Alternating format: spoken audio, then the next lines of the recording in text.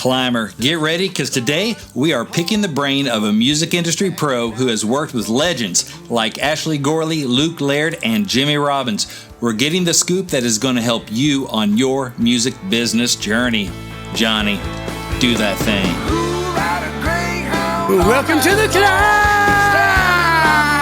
This is a show dedicated to helping singers, songwriters, and indie artists like you create leverage in the music business.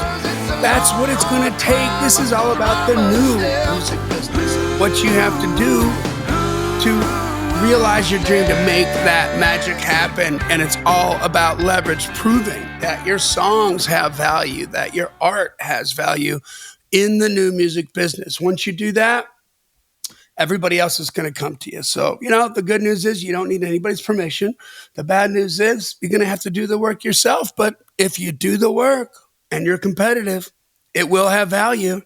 And that magic you seek, get ready for this, is in the work that you're avoiding.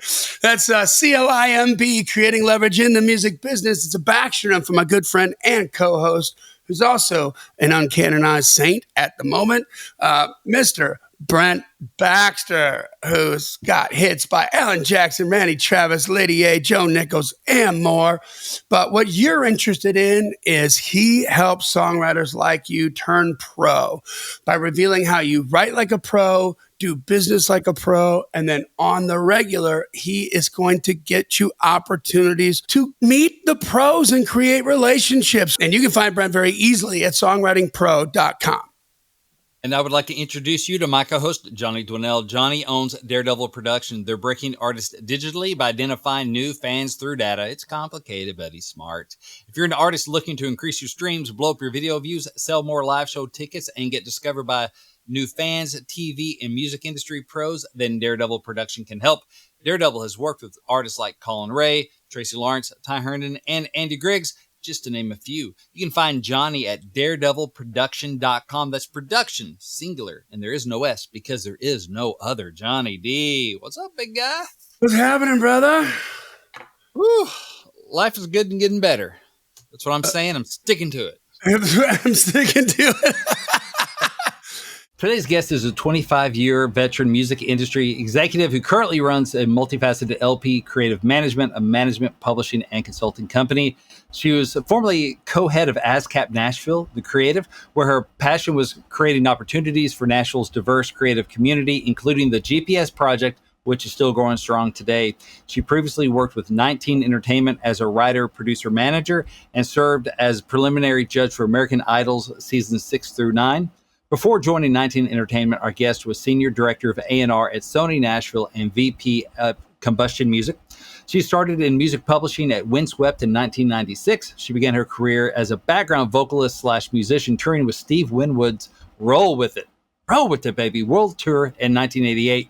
Our guest is, it's pretty cool. Our guest has managed and or published ASCAP Song of the Year and Grammy Award-winning songwriter-producer Jimmy Robbins, 9-time ASCAP Songwriter of the Year, Ashley Gorley, BMI Songwriter of the Year, Luke Laird, CSAC Songwriter of the Year, Cat Graphic, and a bunch of other people I don't have time to get into, but there's a lot of them.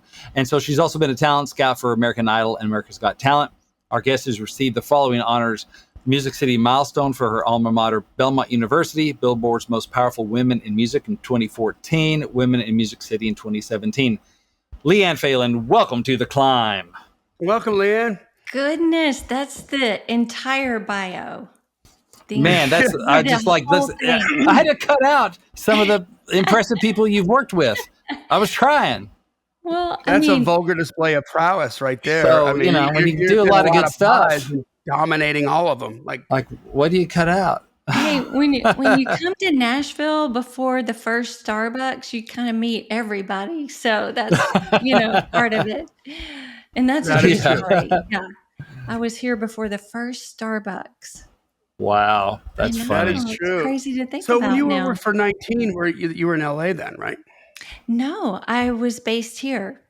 Wow. But I was traveling 3 months out of the year for that little section of my career, because that was back when people weren't on Zoom, and I would travel with American Idol with their production team, and we were going to 7 cities every year, and we would go back. We would hit each city 3 times because there were 3 steps to the audition process. So it took about 3 months to get through thousands and thousands of aspiring stars. So yeah. Wow. I was sort Fun. of That's probably a whole nother episode. I had this girl that I knew I'd written with a couple times. She tried out for Idol a couple times, and she's like, they give you like 2 types of response. There's a pass, but then there's like 2 kind of tickets that get you through. One is like a yellow, which is like you're awesome, and the other one's a pink, which means you're a nut, but probably going to be good for TV. She goes, I had the pink one. So, or whatever that was. It's like, oh my gosh. Well, I don't remember the different color tickets. Yeah, I don't remember either, but I got just a quick sideline question since we're on this subject matter here. It was famously Paula Abdul would open her first speech in the Hollywood round by saying, "There's 3 things you have to know about American Idol. Number 1, you're on a TV show. Number 2, it's a TV show. Number 3, you might get to sing on a TV show." What would you like? Just if we met in an elevator and I told you and you're no longer working for 19 anymore, but if I was on my way to audition for American Idol and we just got in this conversation on an elevator, what would you tell me? Like, focus on this instead of this. Like to ace the audition, Yeah. First of all, I didn't know, can't confirm that Paula said that speech or whatever. I think what I would tell somebody is just sing an amazing song to the best of your ability. I know that sounds crazy, but it's almost like you could see this happening back when, it was live and people were coming up. Like, you're literally just at a banquet table in the middle of an arena with pipe and drape. Like, there's no soundproofing or anything. And, the kids are coming up 4 at a time. And when I first started, I'm so, I want to help. I want to give direction and all that. And I would, pass on somebody, but try to tell them, like, I think if you work on this, and then they would just beg and plead with you, and we didn't have time for that. And so I learned quickly that trying to be helpful wasn't helpful. So that's why sometimes it's just I'm sorry, it's going to be a pass today, but please come back, because people do improve at rapid rates if they really focus and, do the things to help them get better. But what I was going to say is you can see, like, everybody's got the best singer in their high school, wherever you are. Yeah. I was maybe, I can't even say for sure, but maybe the best singer in my high school at one time. But not everybody, when you get to American Idol, it's harder to stand. You can just see it happening. Here comes the best person, and they're still just as good as the best person in every other high school. But sometimes, the standout is just somebody that just has an amazing tone to their voice that maybe does look a little different. Yeah, I can think of some people now, but we probably. Well, I guess I was just thinking, like, from the TV aspect of it, like, like, everybody's pretty clear on the talent part of it, but I think some of the fogginess comes from, like, what, unless you're in television, what's good TV and what's not good TV. Right. What would you say would be, good? Like, what, like, if I have a quirk or something, like, what would check? I'm going to try to check the vocal box. What could I also do to check the good TV box? That's just the thing. The whole reason I was out there is because I did work for 19, and they were the label side of this. So my job wasn't to go, oh, this person would look great on TV. Because the truth is, what I learned is you don't know until like that second round, people would come in with cameras. And that's where they would get a feel for what they would be like on the actual show.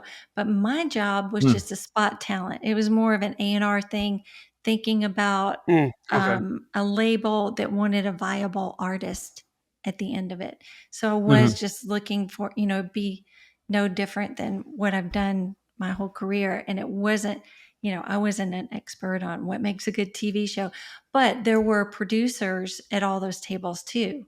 So they were looking for that.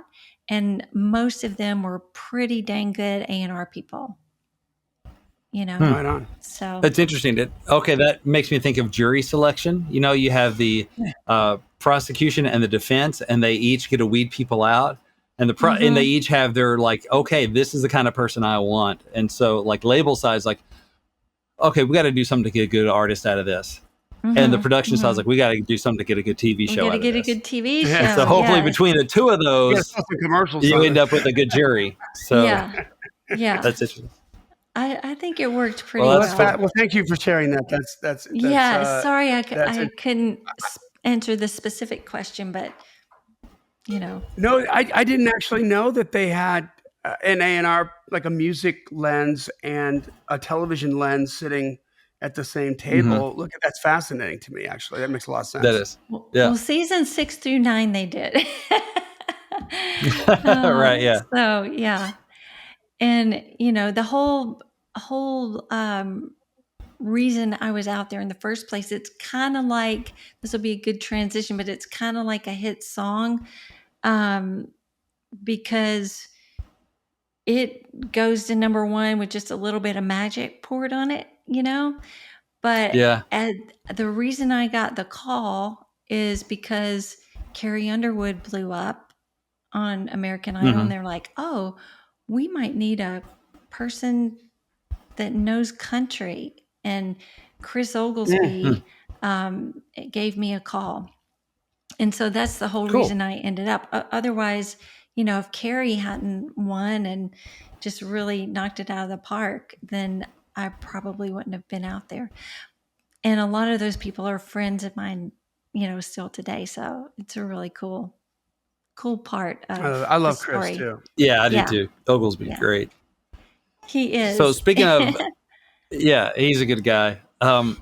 So speaking of the diving into, like you mentioned, his song and stuff, one thing that jumped out at me in your bio here was that you've managed and or published, all these great, successful writers. I'm kind of curious, first of all, to kind of set the ground level, what is the difference between managing a writer and publishing a writer? I know I know some of the difference, but I want to make sure all of our listeners kind of get a feel for it, because I think it's becoming more common to have writer managers. Yeah, I mean, in my opinion, coming from a Nashville perspective, there is a lot of gray in that area. There's a lot of gray in that area. I think we have extraordinary publishers in Nashville, and I'm saying, I was a publisher as well. I have, continued to be, but I think management is focusing on that writer. It could be even out of the scope of writing songs. Even say I have a producer client, that's also a songwriter, and a publisher's not necessarily going to make any money from a big production gig where they're not writing.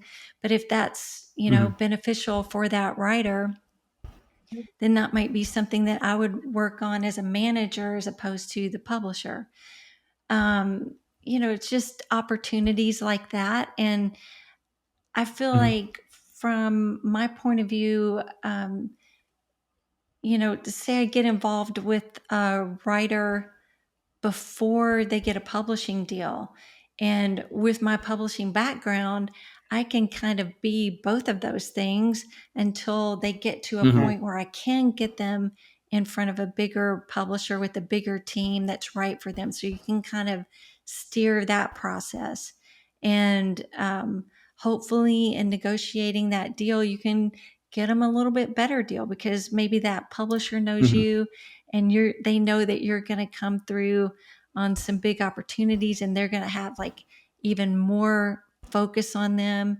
I think that part of it has become a little more accepted than it was when we first started doing it. Speaking of Chris Oglesby, he's the first person in Nashville that hung a shingle outside and said, "I am a writer manager." And I was coming, So I was coming from Sony Records at that time. I thought I was just gonna be on Idol for a few months, and then I ended up working with Chris at 19 Management. So I was there during the year and then on the road the other part. But at first, some publishers accepted it and saw it as a benefit, the management part, and some didn't. And I'm not judging anybody really, because I don't even know which side of the fence I would have been on had I been the publisher. I would have probably been like, "I'm doing a great job. What do they need this for?" But others really accepted it, and we flourished with those writers. We flourished with all the writers that were there. You mentioned Luke Laird, and Chris had signed Luke at the management company, and I came in and got to work with him a little bit too. So that's the time I got to work with Luke. I think Chris had also been Luke's publisher at one point too. But, Luke got his first #1 during that period. Kat Gravitt was somebody that we signed, and she ended up becoming C.S.A.C. Writer of the Year during that period. And there were several others that ended up getting their first #1. A guy named Dan Couch. We had Steve McEwen. He had already had a couple #1s, but he got a couple more while he was working with us. One with Carrie and one with Keith Urban. So it's just almost like another hand on deck. And if you know where to pick up the ball and run with it, then it's going to work out really good. I think if you go into writer management with this system where you're not very flexible and you're not going to fill in the holes, then that may not be such a good thing. But I really, even the people that I worked with there, I love the people that we worked with there. Friends with all of the Kat's, one of my best friends. Love seeing Luke and Barry Dean and Dan Couch, Steve McEwen, all those guys. Jerry Flowers. I signed Jerry while I was there.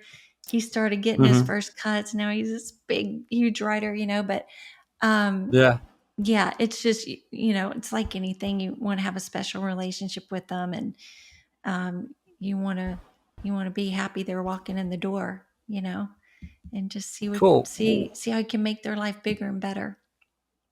Yeah, one of the looks like differences between publishing and management would be like publishing. Of course, they take a share of the copyright, right? So they take part of the ownership of your songs that you write during the term of the deal. And I would imagine, well, first of all, everything's negotiable. But in general, managers take a cut of the income, maybe not cut of the ownership of the songs, but then they're probably also not paying a draw. I would imagine those are some in general differences, but then both publisher and manager are trying to create opportunities for the writer, going, okay, how can we get you in good rooms? What are the best rooms we can get you in? And then I would assume also some song plugging. If you're not writing with the artist, how can we get this song to the best people? Yeah, absolutely. And sometimes it's maybe that writer has a Nashville publishing deal. Maybe they want to go write in LA and get on some pop cuts or whatever. That was one of the things that several of the writers during that time wanted. So that was fun for me to focus on. And we got a lot of that done, during that time. But you're exactly right about how the deal in general is structured. And because you don't have that ownership piece, a sunset clause becomes very important because, I mean, think about the delay and the way that the money comes. Like it could be 3 or 4 years later from something that you worked on. So that Right. becomes a big piece of a management deal. Oh, that's interesting. So basically saying, hey, if our relationship ends on January 1st, 2025, then there's still a period of time before my collection of that ends. Might be a year, might be 2 years, might be 3 years, whatever the specifics of the deal is, because we might have helped you write a song in November of 2024 that was going to end up on a Kelly Clarkson record, but that didn't come out for another year. And then it was like the third single. And then that money comes, but it's like my work that helped you do that. But it just may be years before we see the return of that. Whereas publishers have that stake that is going to last longer than any of their lives. The Right. copyright. Right. So, Right. So okay. that's why That's a lot of interesting. people aren't Yeah. interested in management, you know. Mhm. They're just like, you don't own anything. You don't own anything. And that Right. is, Kind of building you the know, assets. yeah, that's one of the Right. downsides to it, The other financially. side is you don't have to pay a draw up front.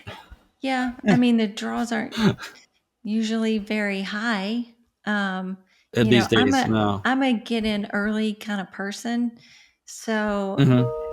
you know, eh, it's just, you know, I think it, well, I'm thinking from my perspective. I mean, you just got to do what feels comfortable for you. And, you know, if you are going to start working with somebody and pouring all that time in, you know, you got to see a quicker upside than, yeah, than than maybe as a Yeah. publisher. I don't know. It's just they both have pros and cons, but Right. as I was saying, there is a lot of gray area. I mean, yes, there's song plugging involved, in my opinion. Mhm. That, you know, why wouldn't you do that? Just bring all your contacts and relationships to the table, and just Yeah. really just, you know, in Nashville, people work together like that anyway, even if they're just Right. co-publishers on a song. Um, but yeah, if a writer just wants that extra focused attention and they really believe in the person that they're signing up with to Mhm. help them get to another level faster, then that's the benefit for them. Very cool. So I have a follow-up question about some of those writers. You mentioned Luke Laird. Like for Luke, Ashley Gorley, who's sitting on like, I don't know, 75 last I heard, but maybe it's like 7,900 by now. I don't know, number ones. 76. 76 now? Yeah, it Wow. might be more, but at the time It we're might be more. taping, I And by the think time it's this 76. drops, all right, by the time this Yeah. drops, it could be 80. Um, so with people like them, Jimmy Robbins, Kat, all those very successful writers, like have you seen that is the difference between them and, I would say, not just between the rank amateur, but between like somebody who's a published writer, has got some stuff, but like the difference between good and great, because they're great. They are the one percenters of the one percenters.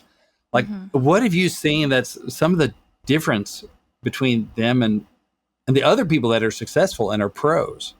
Mhm. It's interesting that you asked that because those people came at different times in my career. Like we Mm-hmm. started Combustion in 2000, and Mm-hmm. when Chris Farron and Ken Levitan were the co-owners, and there was just me and one other person. At first, it was a guy named Terry Malone, and you know, it went on from there. But so, you know, seeing Ashley in the beginning, he Mm-hmm. just had some really solid songs, you know, Mm-hmm. and I was also young, and all I had was, you know, I do have a musical background, and I do come Mm-hmm. from the pop side. And so in the 90s, country kind of became pop. And so it was just a really good fit for me. So, um, being musically inclined, you know, you could just see like these are really good, solid songs. And So we everyone that we signed at that period had never had a cut.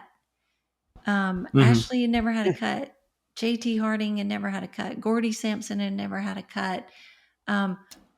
Blair Daly, I did sign Blair, and he had had a few things.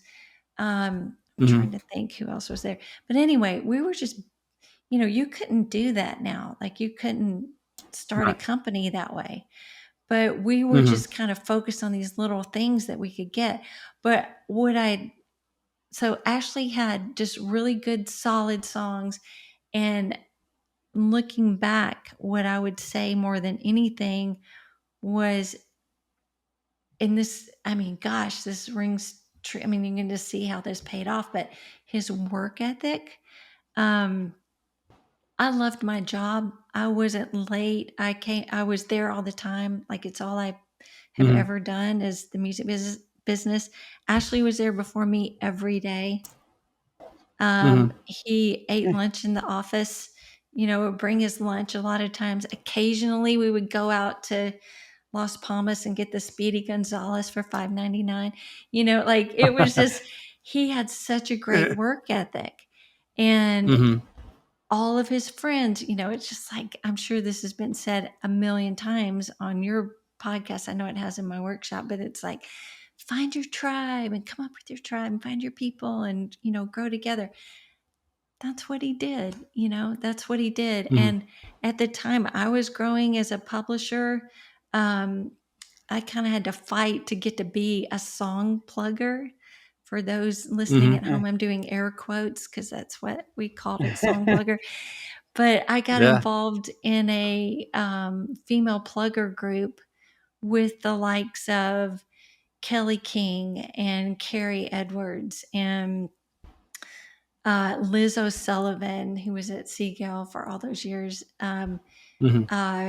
Who else was in our group? Now I'm blanking. Stephanie Green, like, just all these like amazing young female pluggers, and just getting together as a group, and getting meetings with the big producers of the day, like Mark Bright and all these people.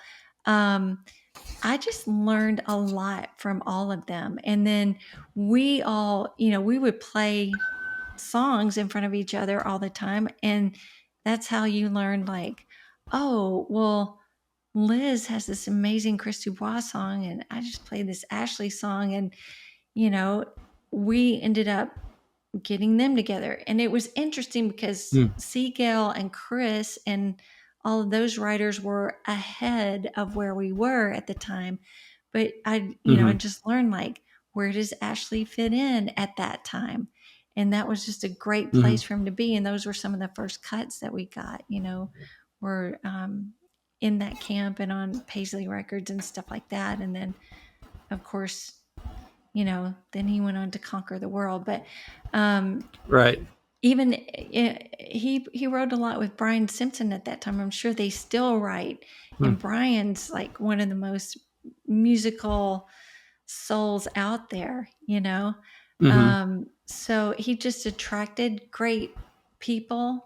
And, it was fun to run with Ashley's songs in the early days and just kind of get to compare with all of these other publishing companies to see what got cut and what didn't and why.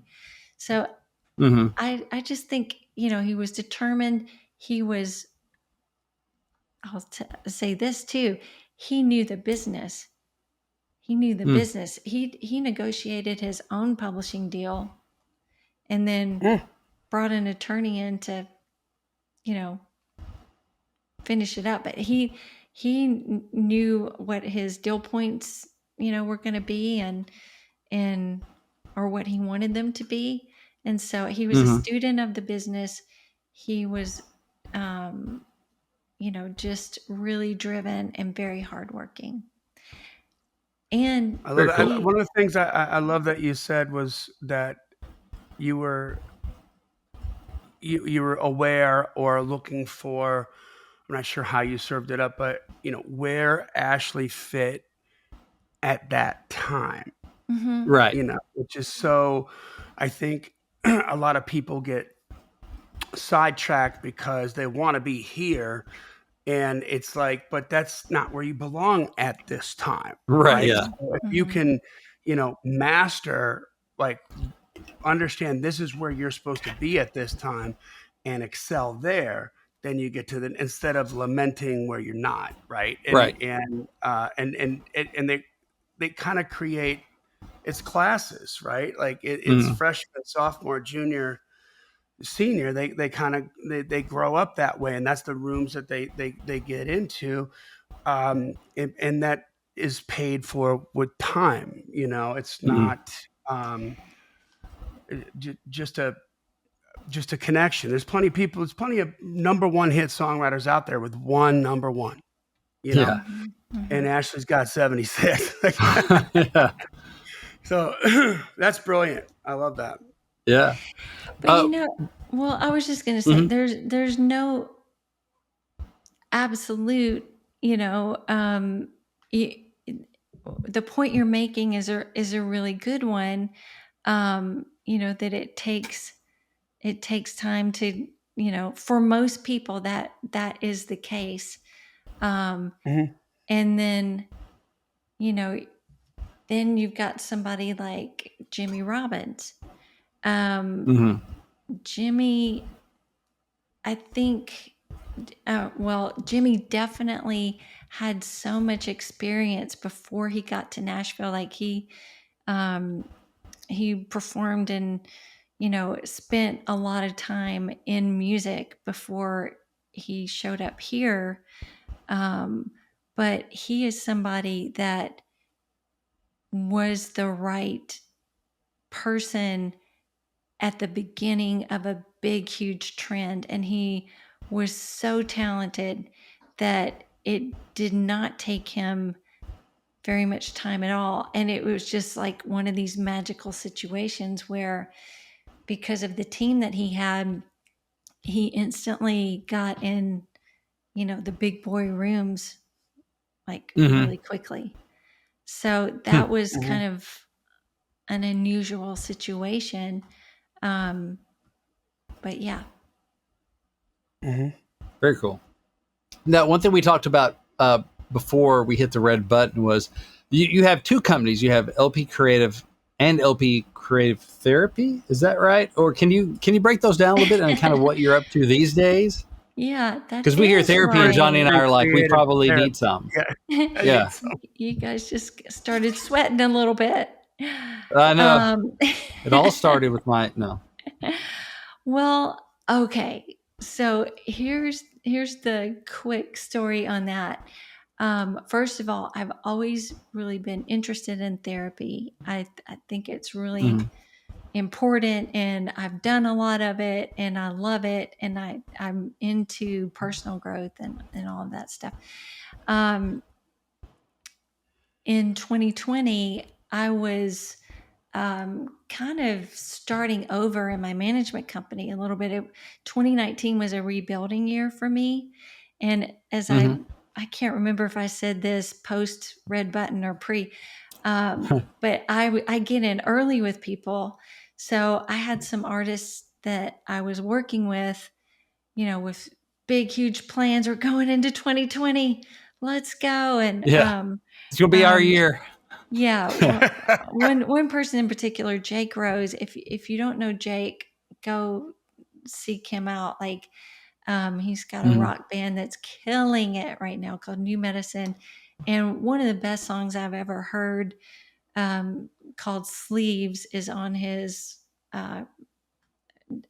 streaming platform as a solo country artist. Truly one of the best songs. Anyway, we had just put out a new single and all this stuff, and that was late March. So when that happened, I think, we were talking about this a little bit with the timing of the American Idol stuff and all that. I've always wanted to have like a creative retreat or something like that. And I found myself signing up for this course that cost a lot of money, and I just basically got wiped out. But I was like, I know I'm supposed to be in here. And it was about learning how to put a business online. And it just became apparent to me that I wanted to do all the things I was doing at ASCAP, which were very like creative things, working with groups of people for different reasons. I mean, they just came about based on the need that would show itself, you know. But anyway, I put a flyer out because I knew how bad it felt for us to just lose everything.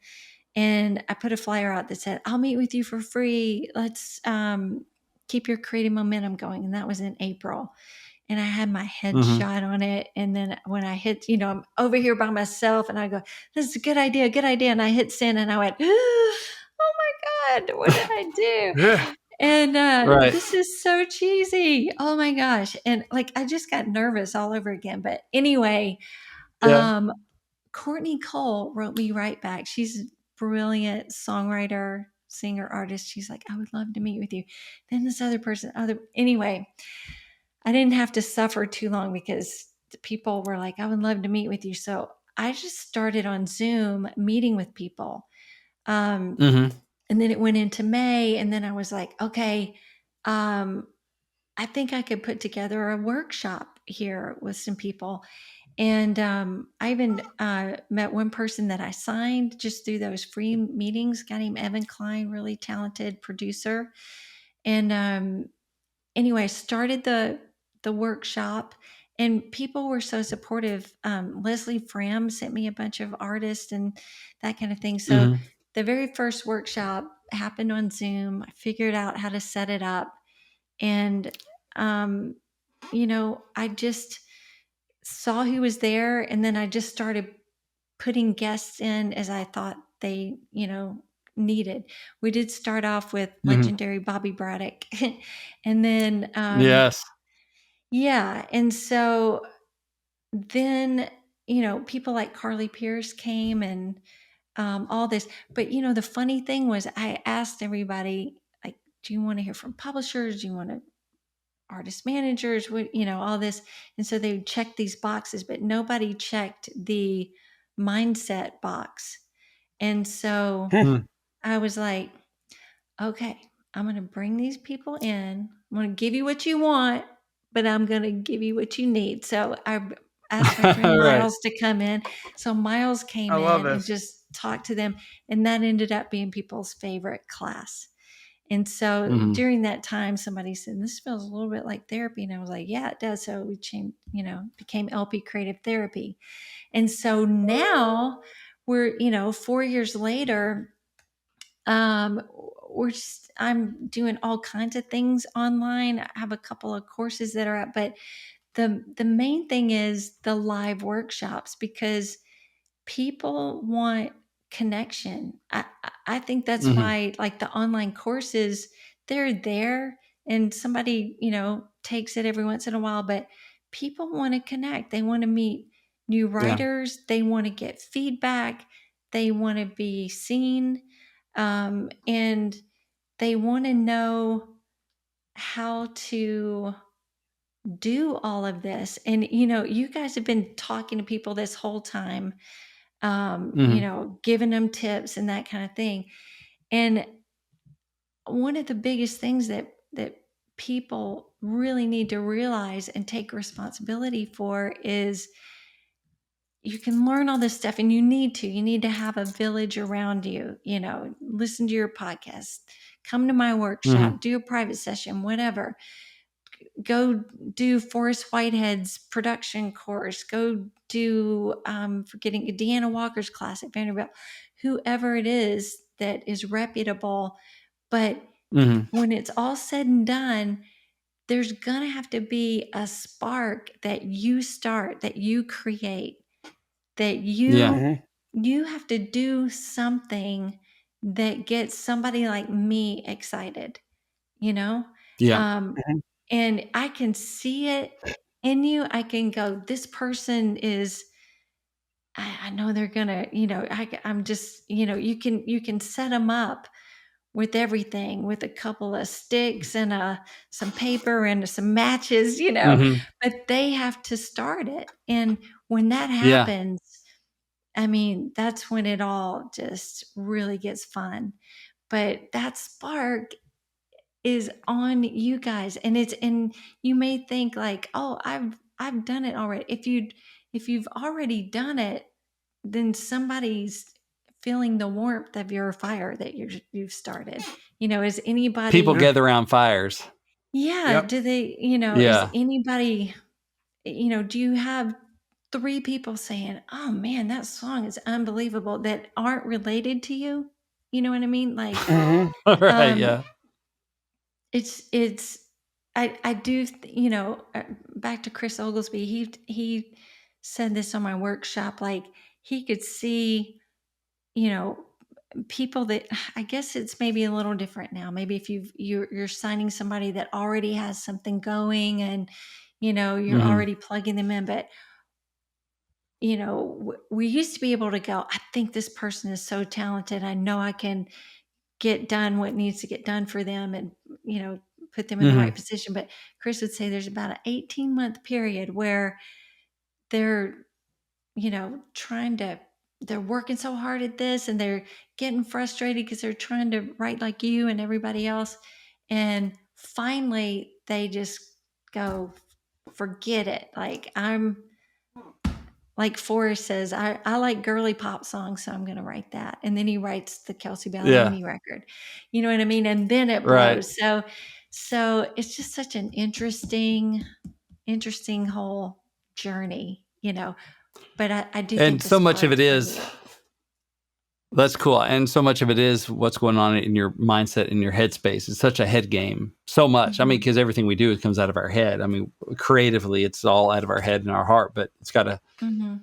if you can, like you said, you can give them the paper and the sticks and the matches and everything. But if they have a thing inside them that says, I'm not worthy of a fire, they're not going to strike the match. Or what if this doesn't Mhm. catch? I'm not going to strike the match. And that's where the mindset stuff is critical, because really, probably the difference between in natural talent of most people on Music Row is there's probably not a great deal of difference in the natural talent. You have some outliers for sure, but for the most part, you know, it's probably what's between the ears. Not just the natural talent, but the work ethic, the mindset, the thing that makes somebody go, I'm going to make this phone call. All the worst they can do is say no, versus a person says, I can't make the phone call. They might say no. Hmm. Yeah. Doesn't make their writing any better or worse, or their artistry any better or worse, but it makes it more or less likely to get heard, for one thing. Yeah. So I've got. Uh, I keep saying I want to come up with a better word than lesson, because it sounds so school teachery. But um, Right. starting the Schooly. yeah, starting the workshop, I was thinking, okay, what do people want to know that I can offer them? And it's like, what are hmm publishers looking for? That's the big question. Yeah. Like, or how hmm can you get me a meeting with one? Um, Oh yeah. so I just kind of looked back, and I was thinking about, okay, what did I personally do when I signed somebody? Like, is there any reason to this rhyme? And so I came up with one, and I think it's pretty spot on. And this definitely happened with Jimmy.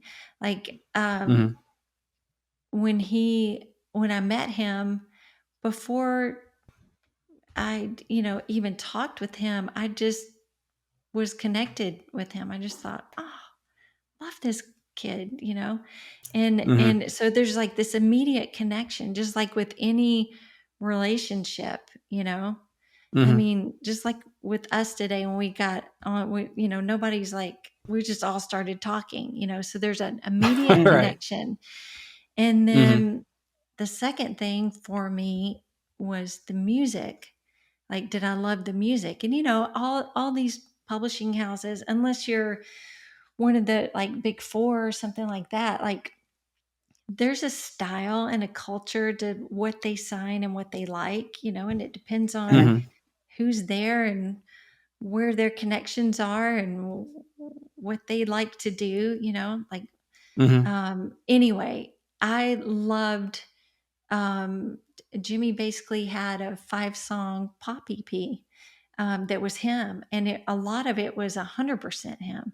So there was no question, what he Nowhere to did or hide.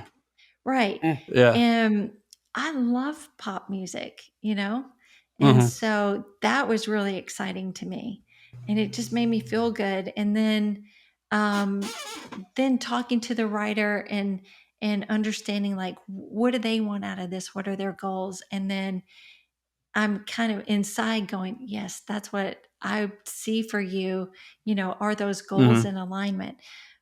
But like, if that writer that I'm in front of wants to be an artist and I don't really feel that for them, but I love their songs, and that doesn't work. But anyway, then Right. the fourth thing is, can I help them get there? So the first three things, connection, music, and the alignment of goals, are kind of, both of us have to be, on fire with that. And then the fourth thing is on the publisher that you're meeting with. And that doesn't mean, for people listening, it doesn't mean that, just like you want to get in the room with Ashley Gorley to write, which you really don't. You really want to get in the room with your peers that make you feel great as a writer. But that doesn't mean that you want your publisher to be Rusty Gaston or Ben Vaughn. You can have somebody that you believe in that's at a beginning level, just like you, if that's the person that you believe in. Like, I heard an NPR How I Built This with Logic and his manager. They both started with nothing. He had some songs, and this guy had a desire to be a manager, and it worked for both of them. So that's where the intuition and a lot of mindset comes in. Like, am I doing this for the right reasons? But those four things, you can tell me if those line up with people that you've interviewed, because I've noticed on my workshop, like the publishers that come in, they might not have the same order of things. They might be music first, but most of the time, your ability to connect just with them, human being to human being, and they want to see you getting your Keurig in the kitchen at 10 o'clock every morning. You know what I mean? Like, Right. are you a fit for that company, and do they enjoy being around you? And, Yeah, I think are you that's talented? I know you're talented. Right. I think that's true. My motto is, if a publisher doesn't want to spend the next 5 minutes with you, they definitely don't want to spend the next 5 years working with you. Right. So if they just don't enjoy that, it's not going to work out. It's for either of you. Tim Hunzy, I'm sure you know Tim. He says, I was looking for a writer with something to say. Like, I feel like they have something to say. That's how he seems to put it oftentimes. Yeah. So I think, and looking for writers, not just songs. That's one way we frame it, is like, publishers are looking for songwriters. They're looking for the goose, not the golden egg. Like, okay, you have one great song, that's great, but that's not going to make our company. We're looking for the goose. I think this person has something to say? Is it going to be a good fit, where not only can I get them in the room once, but I can get them back in the room? And it's easier to get them back in the room because they're a good hang and they do great work. If you do those things, it's a lot easier to get back in the room. It seems so simple. And somebody who's willing to work. Yeah. It seems that way, doesn't it? Yeah, it seems so simple, but and like, for a new songwriter out there, it's like, it's got to be more than that. A good hang, I think they teach that at Belmont. Even be a good hang. It's like, really? How to hang 101. It's true. Yeah, it's true. Yeah, it's true. You've got, and a lot of that is being around, learning, and listening at first. Yeah. Yeah. So, and I think a desire to be better, like when I started doing the artist thing, one of the first big people that I met was a manager for this like huge touring act in the United States, and they made boatloads of money. And they were on the same booking agency that I got signed to.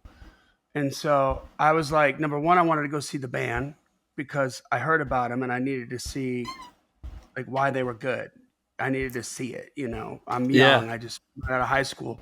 And then two, I was like, hey, I want to talk to the manager. Like, I'm asking the contact at the booking agency. Can you hook something up? She's like, oh yeah, Mark, I'd love to talk to you. So I took him out for breakfast after the show at a Denny's and just dropped a quarter in him. And I'm like, what don't I know? Like, and I was just so curious to learn that he was extremely open to share, and I think when you are around people like that are like, I really have this genuine drive to want to be better, it's a pleasure to offer up some time and some information to do that, as opposed to maybe a different kind of an attitude where you're like, Yeah. I used to do some coaching at NSAI. So I was one of the pro coaches. And so we, just have a string of people coming in throughout the day, different writers and stuff. And so they don't know me and I maybe don't know them, but they come in, we get like an hour together or something like that. And so many people, unfortunately, some would come in, you'd give them feedback and they're taking notes and they're like, what else you got? Whether stuff I liked about their songs or stuff I didn't, and advice and that sort of stuff. And the more they're taking the notes, the more I'm like talking like, oh yeah, and maybe think about this and here's some other stuff. And then other people come in who, as soon as you're like, you're playing a song, you're like, well, I have a couple issues with it that I think could be, well, what about this one? And then they want to play you another song. And you're like, well, see, yeah, in the second verse, okay, what about this one? And they're just trying to find that magic key, that the golden egg or whatever. I'm like, oh, so they aren't interested in getting better. They're just interested in getting discovered. Got you. I'm not going to invest, really trying to pull out like tease, lessons out of this and offerings from the song that to help you get better, because you're not here for that. Same thing if people would argue with you if you didn't love one of their songs. They're just like, well, what have you done? And that kind of stuff. You're like, okay, we're just going to get through this time. Thank you because for your time. I have nothing I can teach you. Not that I don't have anything. There's just nothing I can teach you. Yeah. So willingness to get better is a huge thing. Yeah, it's tough, and I know that there are tons of people that they love to write. They love to write. I just wish more people saw that as the job, instead of taking on Right. the rejection. You know what I mean? Because even if you do come here and you get signed, it's like Carly Pierce said on my workshop, you're just on a different mountain at that point. Then you got a whole other set of problems, and you're worried about, oh my gosh, do they like my songs? That nothing's gotten anywhere yet. Am I going to get dropped? Am I, so it I've been speaking in bumper stickers lately, and I'm about to do it again, but it really is about the journey of it. It really is. Yeah. It sounds so, all this stuff just is so simple, but we make it so hard because we want it so badly. And, you just have to,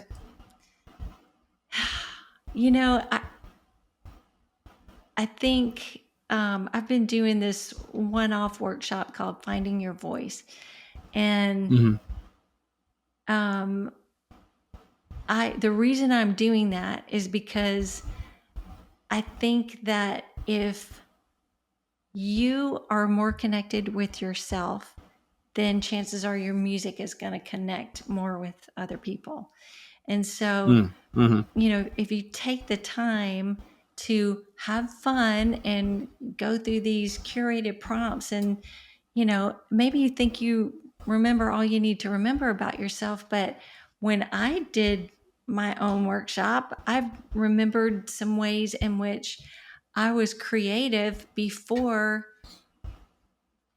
I, started voice lessons at 9 years old. Like, Mm-hmm.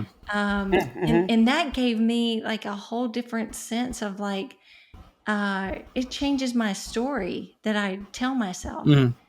Yeah. It wasn't just like, oh, this is all a fluke. I was shy. My mom put me in voice lessons and then I was on tour with Steve Winwood. This is a fluke, But when I Right. go back and go, oh, I was doing this thing and this thing because of these, then it just gives you more strength in who you are. Mm-hmm. And I remember having that moment for myself as well. Like, really, oh, I've always been a writer. I just wasn't a songwriter, but I've always been a writer. Yeah, when because I did you used to do bad remember that? poetry. I mean, I was probably when I was living in Little Rock. So after grad school, when I had a little bit, maybe more time to reflect in my boring day job, but thinking, because I started writing songs, lyrics in college. And so like, man, this is great. I love this. I hope this would be a dream job kind of thing. But eventually I figured out like, oh yeah, I was always making like 7th grade. I was making corny puns before they're called dad jokes. I was doing dad jokes before they were dad jokes, like playing with language. And then I was making up comic books and read a lot and drawing and making up stories and then bad poetry and then all this stuff. Oh, there's this thread that goes as far back as I can remember of language, of writing, of playing with words. Oh, I love Oh, that cool. It so was very much. comforting going, okay, this is how I'm made. This came out of the box. I came out of the box like this. And I'll go into the box like this. Right. So that was very comforting. Tim Nichols said it best when he was like, music chose you instead of you choosing music, or Yeah. writing chose you instead of you choosing writing. Like Mm-hmm. one way or the other, you're over here farting around with words and phrases and Yeah. different things, and it's just because it's literally a part of who you are, not something Yeah. you wished to be. Right. Yeah. It's no surprise then that at some point where you saw a connecting dot, like, wait a second, there's this itch I like to scratch, and you can make money doing this, like, Yeah. and work with Mm-hmm. other people that like really cheer you on and want you to do better. Like, And get it. okay, Yeah. yeah, that's interesting. You know what I mean? So I think That that's has to be the case. It has to be the case because Yeah. why else would you continue to do something where there is so much quote failure? You know what I Right. mean? But Mm-hmm. that's what I mean. I guess I'm just thinking this now. Like I don't want to think of it as failure anymore. I want to think of each song as a victory to the next Oh, song. it is. You know, It is. Yeah. and just I we said before this, I said, don't ask me about AI. But the thing that I love about songs, and man, if this is going to happen, it's hard to imagine. But the thing I love about songs is that real emotion from where they start. And I Mm-hmm. feel like those things shine through. And it's the same reason why there can be a social media post, um, that I can make or whoever else can make. And you can use one of these fancy apps and have all these cool video, things. And people will scroll right past that. But Mm-hmm. I was doing this thing one morning where I'm like doing my pour over coffee and talking to the camera. And Mm-hmm. meanwhile, the coffee's like overflowing all on the counter. And I didn't really realize it, but I just thought, I'm going to put this up because that was hilarious. I'm like, oh gosh. It's human. Yeah, that will, and I had just gotten up. I have a like messy ponytail or whatever. Those Mm-hmm. things people want, they don't want the Mm-hmm. fancy polished thing. So authenticity. Yes. authenticity. There's a guy in one of my classes right now that I'm just going to say his name is Mark Woodring. Hope you're going to listen to this, Mark. But he has a song called How to Lose a Beer.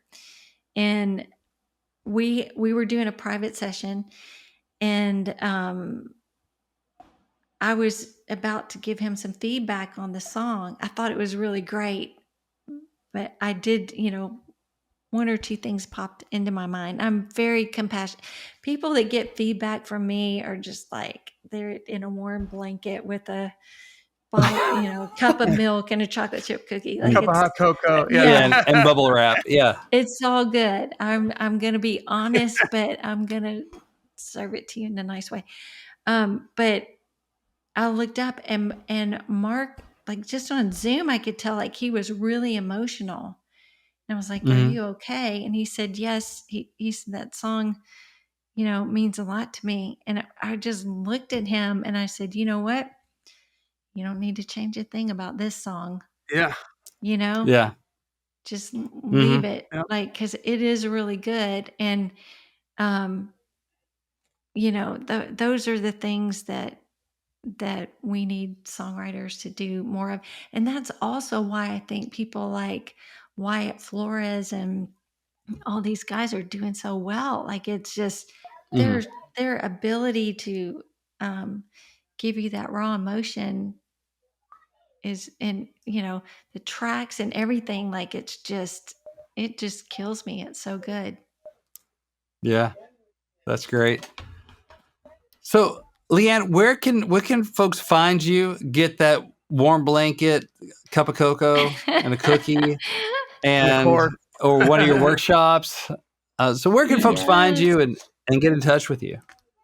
Well, thanks for asking. I've got everything on my website, and it was just easier to make it my name, LeAnnPhelan.com.